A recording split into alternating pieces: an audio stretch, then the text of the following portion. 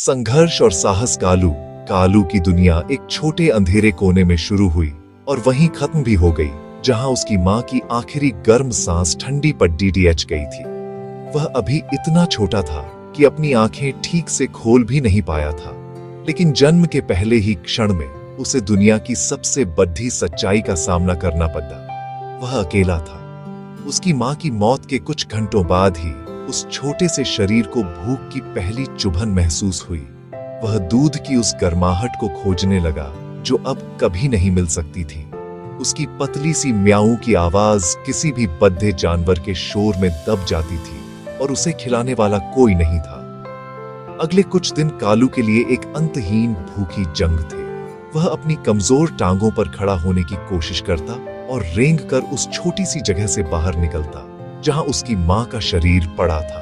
हर कदम उसके लिए एक भारी बोझ था।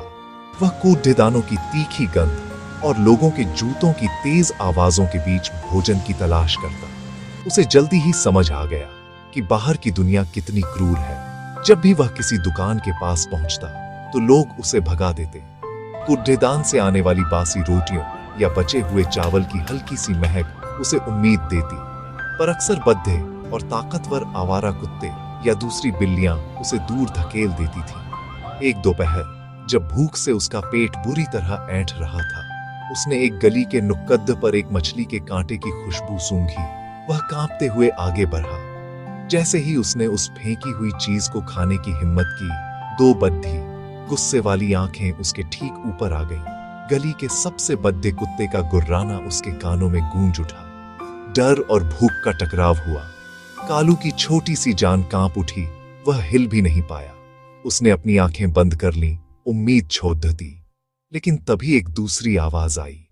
एक बूढ़ा आदमी जो हर शाम उस गली से गुजरता था, कुत्ते पर चिल्लाया और उसे भगा दिया।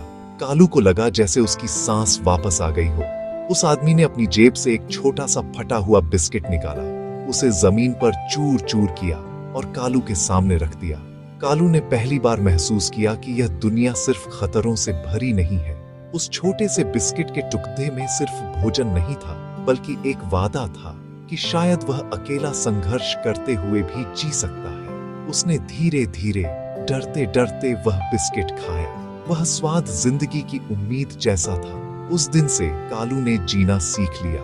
वह अब भी संघर्ष कर रहा था, लेकिन अब उसके छोटे शरीर में साहस की एक नई चिंगारी थी। उसे पता था कि उसे हर दिन लड़ना होगा, लेकिन उसने यह भी जान लिया था कि कहीं न कहीं, कभी न कभी उसे हमेशा थोड़ी सी दया